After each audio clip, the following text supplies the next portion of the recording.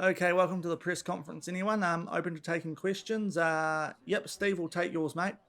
Whoa, jeez, mate, you can't say that in public. Sometimes you're a fire, sometimes you're a ghost. Sometimes you can give me all the things that I love the most. Sometimes you're a queen, sometimes you're a curse, and sometimes a whole lot worse. Yeah, nobody's quite like Hello, everyone, and welcome to episode 3 of Blue Hell Worldwide here at Sporting Kansas City. And today we are looking to book our place in the group stage of the Europa League as we are going to be taking on Rayo Vallecano of Spain across two legs. If we can get past these guys, we will be entering the group stage of the Europa League in this World Super League save. We've also got highlights from our first couple of MLS League games and the wrap up of the transfer window. So it's a big one. If you're looking forward to it, and remember to go down below, leave a thumbs up on the video. And if you haven't done so already and are enjoying this series here at SKC, also consider hitting that subscribe button and turning that notification bell on as well. It is greatly appreciated. So I think the easiest place to start off with today's episode is going to be in the transfer hub, and we'll show you the transfer history and just wrap up the transfers that we have made since the end of yesterday's episode, which if you did miss, it was our first games in charge here, the first qualifying round for the Europa League, where we took on Coritiba of Brazil. I will leave a link to that above my head in the top right corner, but we did make the Alexander Tete transfer before the start of that episode, and since then we have made four more transfers coming in, and then we'll wrap up the rest of the window at the end of today's episode. Only one of these players is really a first team option though, so I'm going to wrap the other ones up fairly quickly, and they are all of the free transfers that you can see on the left hand side of screen there. First off, we bought Imperi Moss. This offer was in at the end of last episode. You may have seen it towards the end. An 18-year-old, quite promising looking right winger come striker, as you can see by that potential ability. 18 years old from England, thought he would be a good potential option for the future. We've got him in on a future prospect contract. Also coming in on a free, Matthew Weah, I believe is how you say that name. Another 18-year-old Englishman, 4-star potential. So another one with a bit of promise there. Not quite as much as Moss, but he is a tall centre back with decent jumping reach and heading already. So hopefully he can work on those a little bit more and might become a first team player in the future for us. And the other player who is going to be living around the reserves come under 18s is Callum Semple, another centre back, 1.83 metres tall, so not as tall as Weah, but does have a little bit more potential than him, and his current ability isn't too bad either. We have registered this guy as he is over 21 years old, so should we have a crisis at centre back, we can call on him should we need to, but he's probably going to be living in the reserves for the first year or so here at SKC. 19 bravery, which is a nice one, could be a pest from corners with that. But those are free transfers who probably won't feature in the first team, but could be of use in the future. And we have brought in one first team midfielder, Cicero, a 35-year-old Brazilian, valued at 550k. He came in for 325 from Botafogo in his home nation of Brazil. You can see he spent a lot of time in Brazil and a little stint in the Bundesliga as well, but looked like a pretty good deal getting him for a fair bit under his value. And as you can see, can play multiple positions, very versatile, very well-rounded player who we've got as a regular starter, but he is going to be a bench option who can pretty much step in whenever needed should we lose a player due to injury, tiredness, any of those things. On the older side at 35 years old, but as we said with our transfer budget here at SKC this season, we were always going to have to delve into the cheap deals and more than likely older players because of that. And he looks a really good option with those extremely well-rounded stats for a good bench player for us. So that's the one transfer that we've made first team-wise since yesterday's episode. There may be a few more coming at the end of the episode after we play through the rest of August. As you can see, we've got about 12 days left in this transfer window, but we have started the MLS League part of the season and of course played the second qualifying round of the Europa League against St. Gallen. So we're going to round up those games now and we'll tidy up the other Major League Soccer games against Club Necaxa and San Jose off the back of the games against Rayo Vallecano that we will do live commentaries of. But first off, some good results against St. Gallen, obviously. Otherwise, we wouldn't be playing Rayo Vallecano today. First off, we had the home leg and picked up a good 2-0 win. A good start from us in this game. We opened the scoring in the 8th minute, Shallowy with a good ball, and Johnny F. Russell at the far post with a simple header into the right-hand corner of goal to give us a 1-0 lead, and then a really poor pass there from the St. Gallen defence in the 14th minute, and Daniel Shallowy will get a goal and assist. Nice finish into the top right corner. Not much happening after that apart from quite a few yellow cards for St. Gallen, but a good solid performance from us in the home leg to give us a 2-0 lead heading away from home. And we also got the job done in the away leg as well, which was a nice change after dropping that yesterday against Colatiba, picking up a 2-1 win in this league. We opened the scoring early in the second half, Pulido making his way forward after being set up by Johnny Russell and beats the goalkeeper at the near post there. A bit sloppy from him, but that was a crucial away goal. We were feeling comfortable after then. Unfortunately, we did give away a penalty in the 64th minute, which they put away, which made it 1-1 on the day, but it was still 3-1 on aggregate, and not too long after that, with 1 minute left to go in the game, Pulido slotted through again by Espinosa, who's already got quite a few assists this season, and he got his double, did Alan Pulido, and a very solid 4-1 win on aggregate across both legs for us. They're a bit more comfortable than it was against Colatiba in yesterday's episode, and that's how we've got to where we are today, playing Rayo Vallecano, who beat Dijon in the second qualifying round in their tie. But off the back of that, we did start the Major League Soccer season. 3 games so far. First off, it was a derby for us against Real Salt Lake, and we were able to pick up a 1-0 win away from home here. Pretty scrappy opening game of the season, this one, but a free kick in the 72nd minute. Martins finding our centre-back Fontas, and that was the goal that gave us the 3 points. As you can see by the stats, it was a pretty dire game, but we did enough to get the job done, and we'll take the 3 points in a game against one of our fiercest rivals here at Sporting Kansas City. But off the back of that, things got a little bit tougher. 2 of the teams who were predicted to be higher up the league, 2nd and 4th respectively, in the season preview by the media. And first off, it was LAFC losing 3-1 away from home. A much tighter game than the scoreline would suggest, albeit LAFC did open the scoring. 22nd minute, Valla finds Lednev, some soft defence for us there, open at the far post to tap it in and make it 1-0. But not too long after that, we did equalise and get it 2-1 all. Lindsay back to Johnny F. Russell, hits a shot for a crowd of bodies, and it finds its way into the bottom left corner, and we hung with them for most of the game from there, but unfortunately gave away a penalty with about quarter of an hour to go, which Valla put away. And then late in the game, a block shot from Thiago, it fell back to him. The goalkeeper committed to a save, and they just added that extra bit of security and added time to make it 3-1. But we did hang with them for a fair bit of this game, and those late goals feeling a little bit harsh with them coming through a penalty and then a block shot, which the goalkeeper dove for. So didn't think we played that badly, even though the stats would suggest they did deserve the win, but could have been a bit closer that game. And unfortunately in this game as well, Espinosa picked up an injury, and he is going to be out for a little while. We'll cover that off after highlights from the game we played off the back of that, but that was a little bit disappointing, albeit not too disappointed with what we showed in that game. But then we took on Atlanta United, and this was another game that felt like a little bit of a harsh result, losing this one 1-0 at home this time. And the goal did come for an early penalty to Josef Martinez, their star striker at Atlanta United. He put it away, and that was the difference in the game. Stats-wise, we probably dominated things a little bit, but unfortunately, our rotation team, for the most part, the only real first-team players who got a crack in this one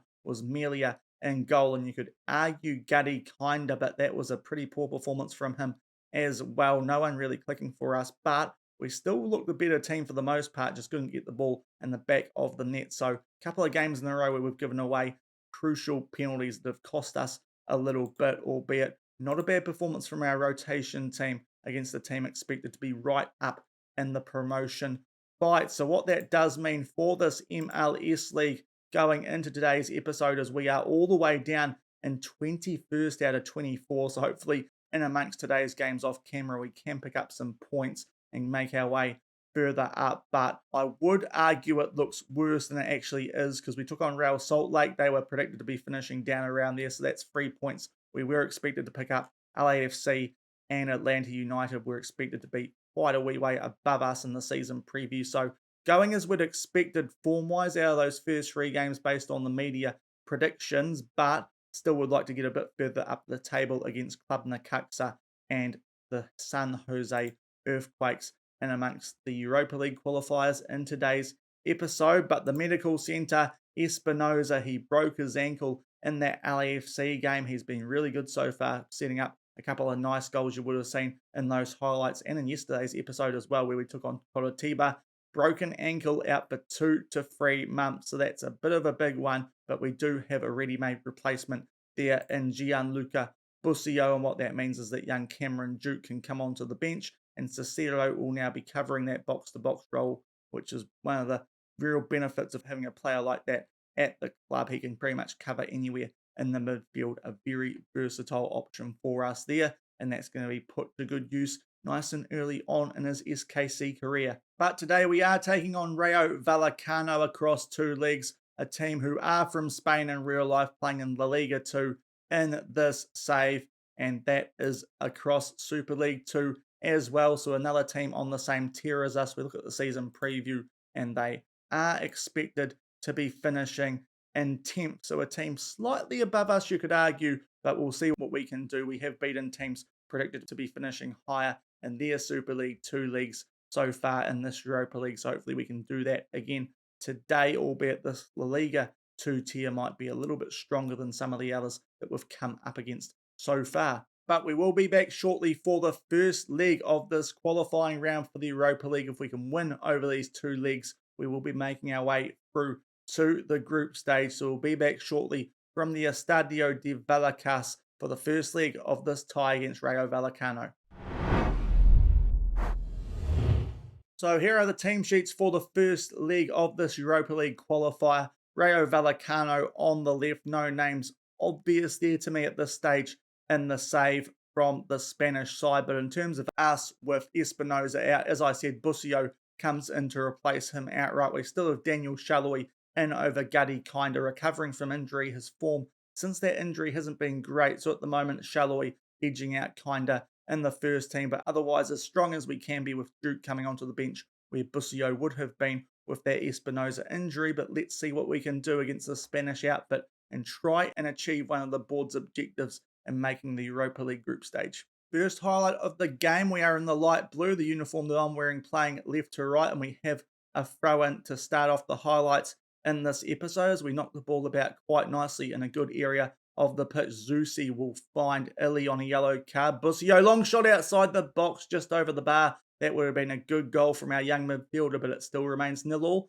after 25 minutes. 36 minutes gone, the second highlight of the game. We have a throw in a similar area of the pitch to the first one, albeit we do lose possession from that one, but they boot it long to Rayo Vallecano, and Fontas tidies things up. Martins puts a ball in. Russell at the far post, and the goalkeeper and defence have made a meal out of that, and that could be a really important goal in this away leg. Could be the edge that we need going into the second leg. Now that we have an away goal, it was pretty simple. We just got the ball up to Martins after Fontas tidied things up. The goalkeeper, too much height on the ball, and Johnny Russell's there to just tap it in at the far post with his big old noggin, and we go 1-0 up just shy of half-time. And that is half-time in this first leg of this Europa League qualifier, and we are in a really good position because of that away goal. Hopefully we can just keep doing what we've been doing. You can see we have had more shots than the opposition, not many on target. They've had more on target than us, but both of the highlights have been in our favour. Hopefully that continues in the second half, but pretty happy with how things are going at the moment. They've also got a player on a yellow card who's picked up an injury, so they might be forced into an early substitution there, but happy with how things are going, and hopefully it keeps up in the second half because it's looking reasonably good for us so far. 1-0 up halfway through this first leg with an away goal. 50 minutes gone here, and Rayo Vallecano will pump a ball deep. We head it away, but it is Pozo on the ball, and Rayo Vallecano in the white with the red sash look to make their way forward for the first time in the game as they look to get something going in the second half. A block shot there. That's a bit fortunate. That shot was going on target. They do foul Polito there on the counter-attack, and Savajic, I think, is going to pick up a yellow card, but we are going to make a substitution here as well. We got a bit fortunate there, but we'll take it. Daniel Shaloi, not on a great rating, a 6.4, We'll see what Gutty kinda can do. Hopefully he'll improve on his recent form, but we do still hold a 1-0 lead in this away league. 56 minutes gone now, and we are going to make our second substitution. The goal scorer, Johnny Effin Russell, on a red heart. So Kerry Shelton to come on for him, but still 1-0 up with 35 minutes to go in this first league. 60 minutes gone, and we do have a goal kick here at the hour mark, looking to cling on to this advantage in the away league. If we can keep this at 1-0, it would be very nice indeed, but it would be even better if we could get a second away goal to really put the icing on the cake. As Zusi on the right finds Busio outside the box, trying to get a shot in on the volley. It is blocked. The highlight continues. Shelton with a great chance. Was offside though, did look too good to be true, and it does remain 1-0 at the hour mark. 64 minutes gone here, and we're going to make our last substitution. Billy Sanchez on a yellow card, yellow heart, so we'll take him off, get Alexander Tete on so he can get a little bit stuck more into tackles, so hopefully they don't get a goal back on us here to Rayo Vallecano, but with 25 to go, it's still 1-0.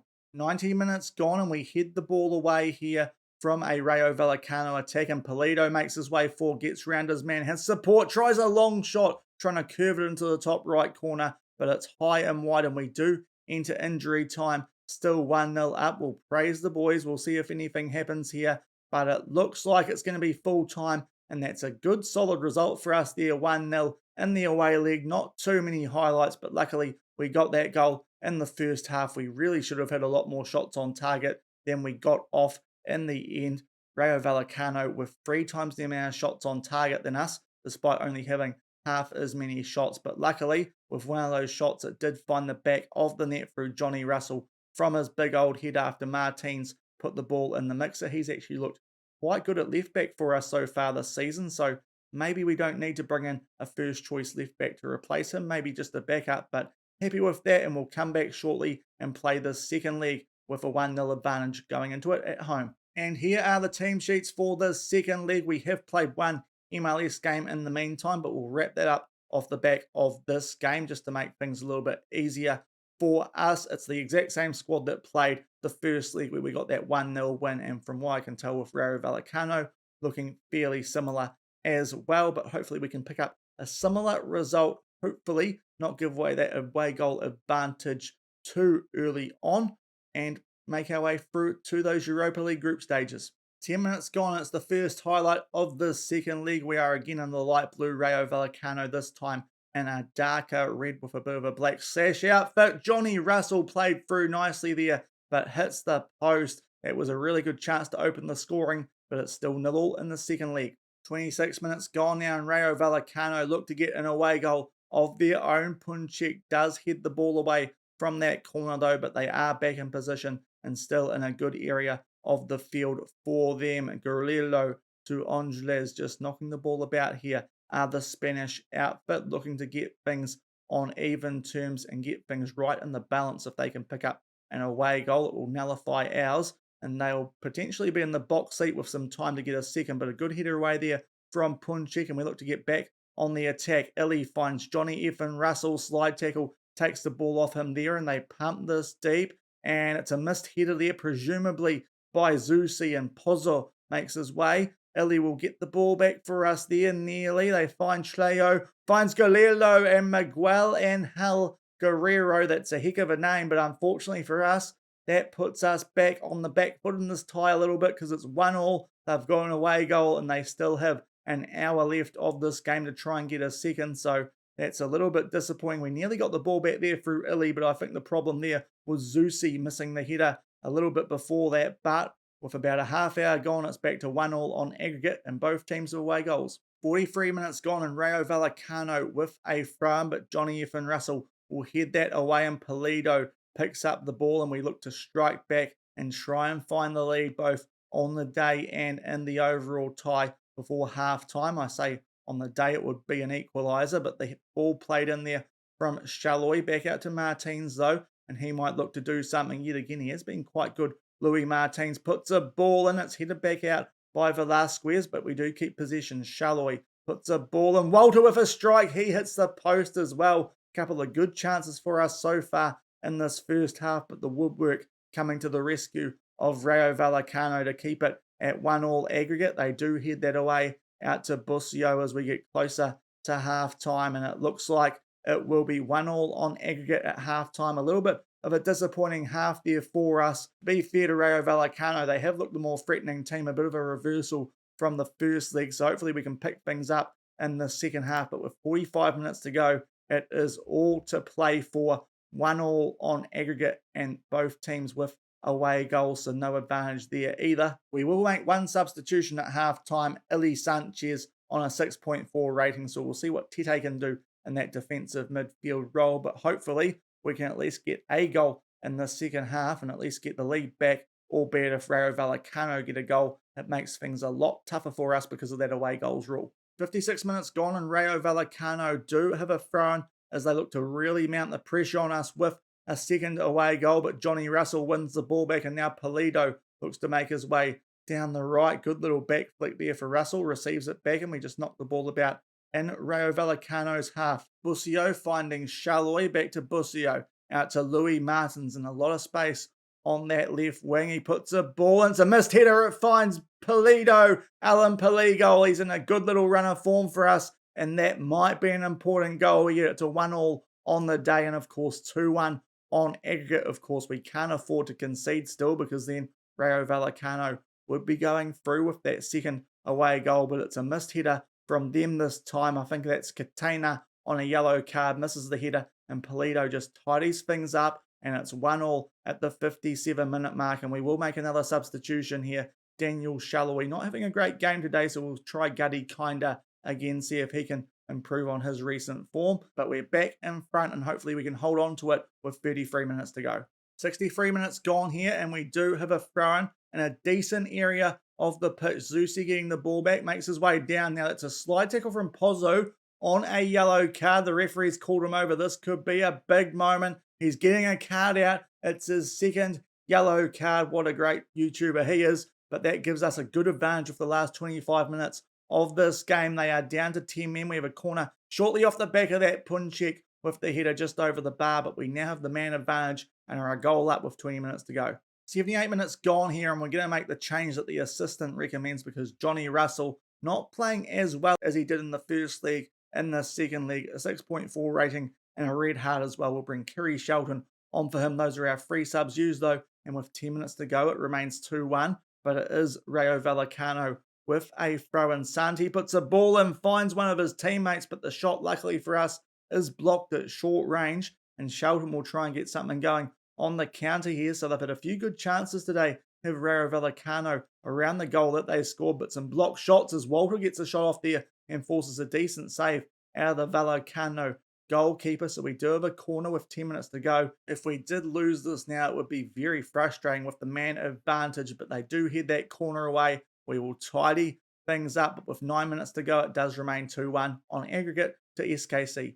90 minutes gone, we've got another 4 minutes of referees added time, but Rayo Vallecano do have a throw-in. If they pinched it here with a man down, it would be incredibly frustrating, and they do give the ball away though. Louis Martin getting hold of it, kind of fighting Pulido, and we start to flood forward. Busio, what can he do? Picks out Kinder in space down the left-hand side. He's going to try and pick out a man. He loses the ball, but is able to retrieve it for us. Busio, he collects it, but loses it. Now Fontas to Tete. We're just holding the ball in a good area of the pitch. We have pulled our wingers back. Great ball there for Shelton, but took too long with the shot. Forces a decent save out of the goalkeeper, and we will not get shown the corner, and we have got to full time. We scrape through 2-1 on aggregate. A little bit fortunate there in the end. I think if they didn't pick up that second yellow card for Pozzo, they might have even pinched the second goal there and gone through on away goals Rayo Vallecano. But luckily for us, we got the job done in the away leg, and that is what has proven the difference, because we were able to hold these guys to a 1-1 draw at home, albeit I think we played a lot better in the first game than the second game, but just as clinical with those less shots today as in the first leg. And luckily for us, we're making our way through to the group stage of the Europa League after a 2-1 win on aggregate against Rayo Vallecano.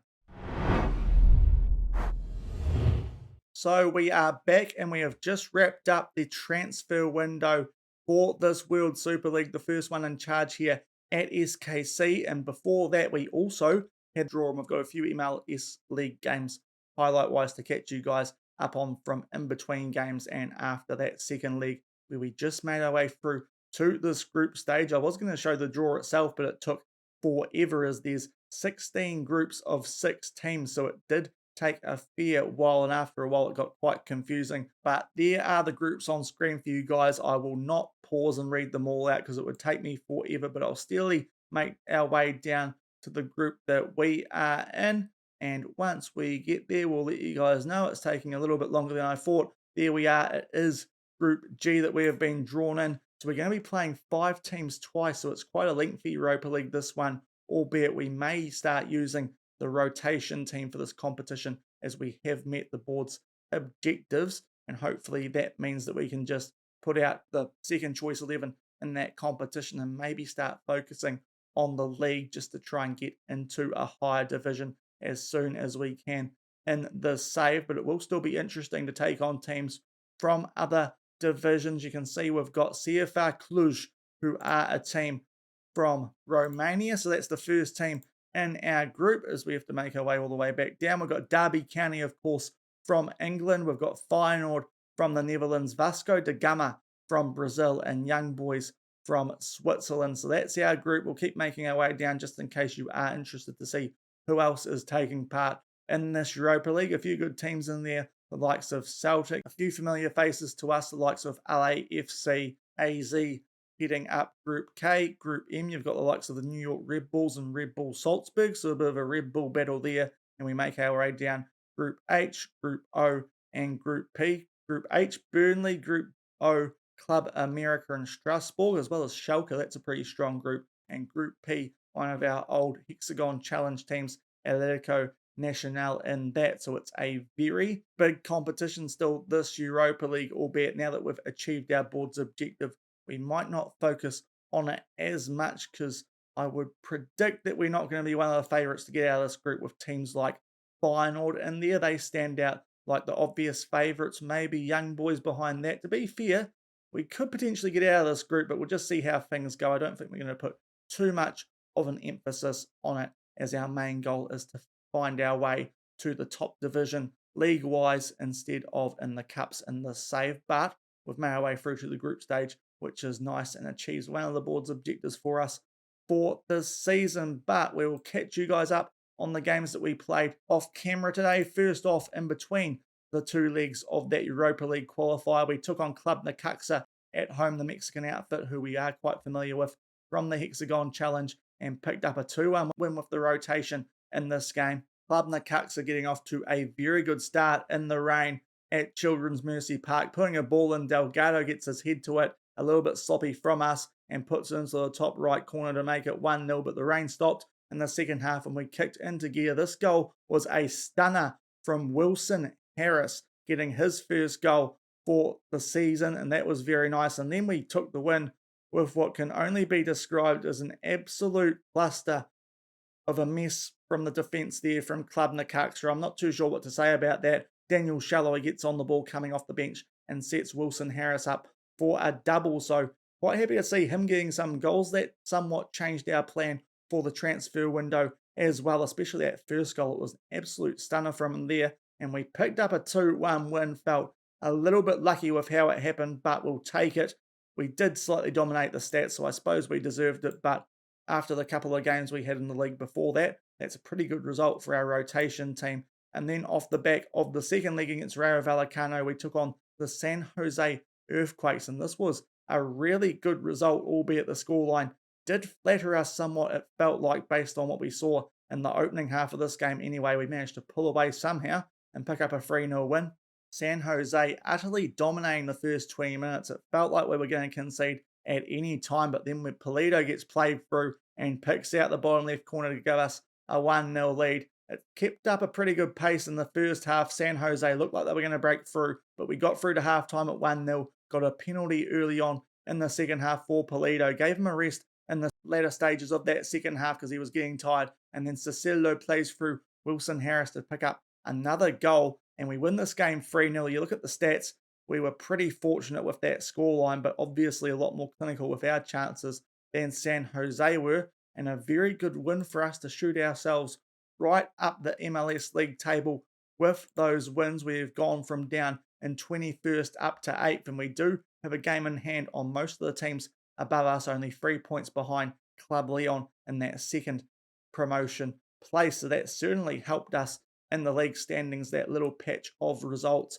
in those games, each after the Rayo Vallecano ones that you saw earlier. So that certainly helped us league table wise and looking a bit more promising for us to achieve that top half finish for this season, albeit still a long way to go in a 24 team league, only having played 5 league games so far. But we have just wrapped up the transfer window. We've got 3 more incomings to run you guys through. First off, another free transfer to sort of bulk out the reserves come under 18s, and that was Milo Hall, 20-year-old Englishman who we got in on trial, 4-star potential, looked decent, and we've brought him to the club as good determination, so hopefully can make his way to that potential ability, but could be a decent midfielder for the future and looked a good pickup on a free transfer. The other free transfer that we got on deadline day was actually for the first team and is in on loan from Fiorentina, a backup left back. This was meant to be to Louis Martins. As I said in those last couple of games against Rayo Vallecano, Martins has actually performed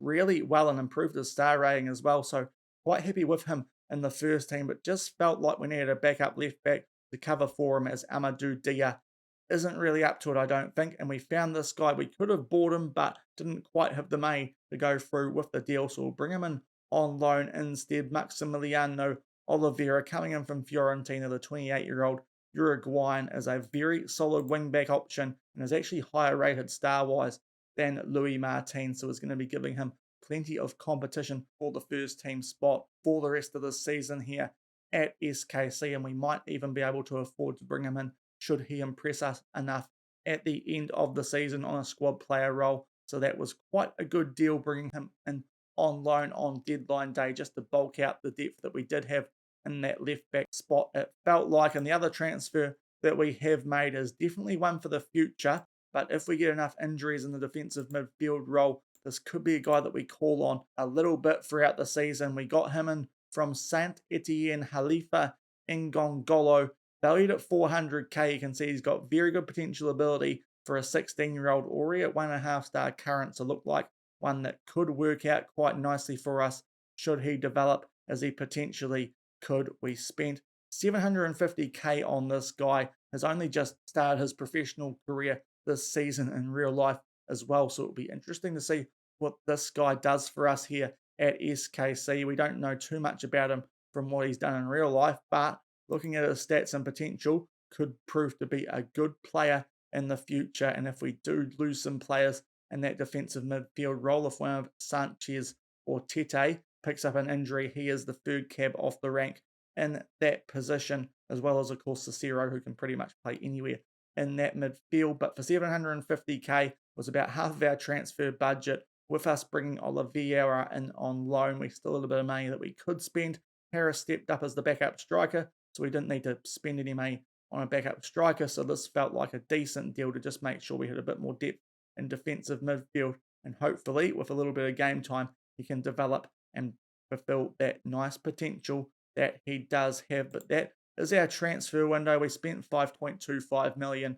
Out came 450k, albeit a large chunk of the transfer budget was spent by Pete Bermez when he was back in charge, bringing Guddy Kinder into the club before we took over. But a pretty solid transfer window for us there. A lot of ins, not many outs. And I think we've strengthened this team up pretty well and can always reevaluate things halfway through the season, albeit if we look at the transfer budget, we do only have 781,000 euros left, so not too sure if we can make any more deals unless we sell a player until the start of next season, where we will have a much larger transfer budget of 15 million euros. But I think that does it for this rather bumper episode. We've made our way through to the Europa Group Stage, ticked off one of the board's objectives already, and we're in a decent position in the MLS League after looking a little bit dicey when we started today's episode after those losses to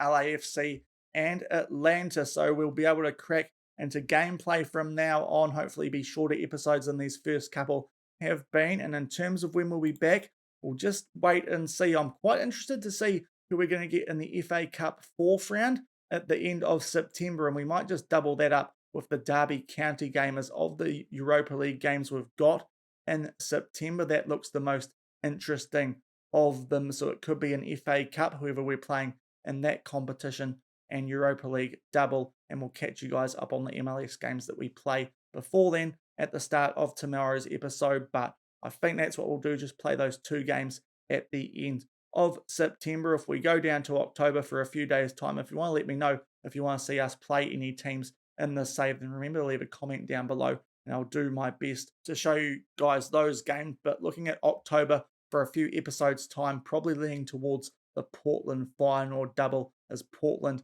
are up around the top of this MLS league, and Feyenoord look like the biggest team in our group in that Europa League as well. So that could be a good double for a few episodes' time. But if any of those other games take your fancy, then let me know and I'll do my best to include one of those instead of one of those options that would probably replace the Portland Timber game, if we're being honest, because Feyenoord does look like a tasty fixture for a few episodes' time. But we've done our first transfer window now at SKC, and we'll see what this team can do until the halfway point in the year. But we've at least made our way through to the Europa League Group Stage, which ticks off one of the board's accomplishments. But if you did enjoy today's episode, bit of a bumper one, then remember to go down below, leave a thumbs up on the video, and if you haven't done so already and enjoy what you see here in this Blue Hell Worldwide series, also hit that subscribe button and turn that notification bell on as well, so you guys are informed when a new episode drops. But until the next time I see you for that FA Cup 4th round Derby County Europa League game double, thank you very much for watching. Keep on keeping on, and I'll see you then. Cheers.